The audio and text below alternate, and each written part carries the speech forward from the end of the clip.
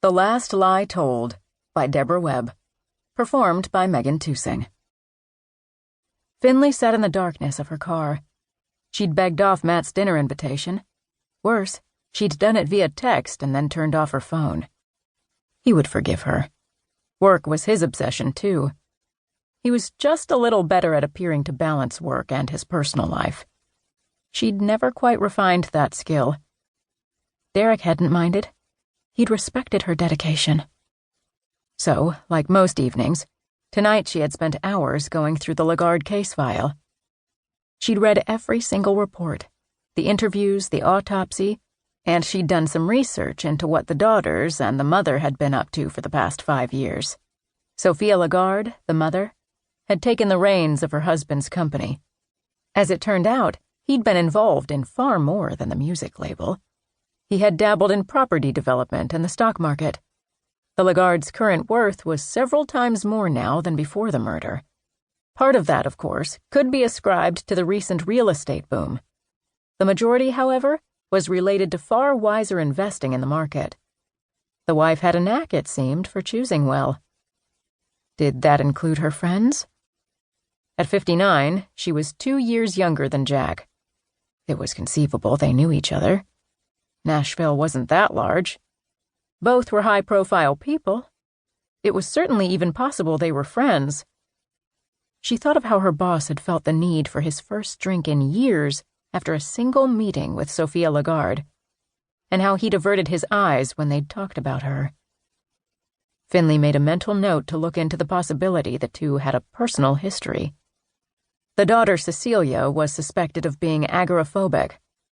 According to social media and various style and social bloggers, she had left the house less and less over time.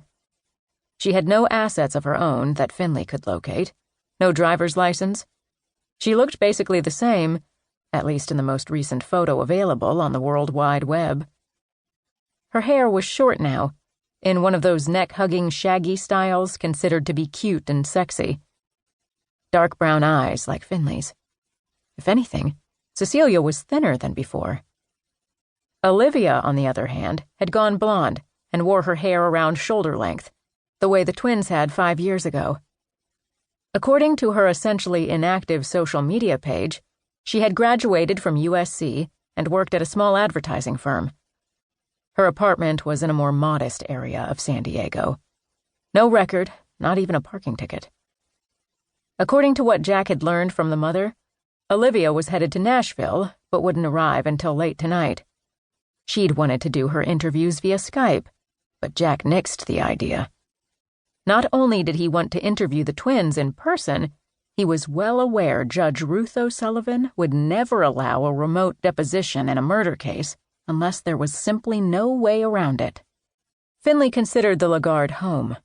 Elegant, European style, situated on a large treed estate lot in one of the city's grandest communities. The twins had attended a premier private school. A deeper search of social media prior to the father's murder showed glamorous trips abroad and huge parties. In the many photos still available on the net, the two had been photographed more often with their doting father than with their mother.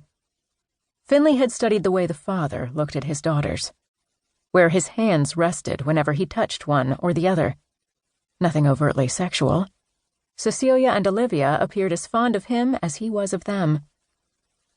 There were slightly more pics of Olivia with her father than of Cecilia, but not enough of a difference to represent any significant relevance.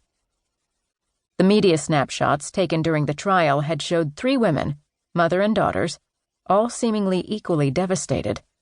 Once the trial was over, the surviving Lagardes seemed to fade into the sunset. Olivia moved away, and Cecilia withdrew into the massive mansion. Sophia worked primarily behind the scenes, leaving the day-to-day operations of the family businesses to trusted staff. She was rarely mentioned in news releases about the company.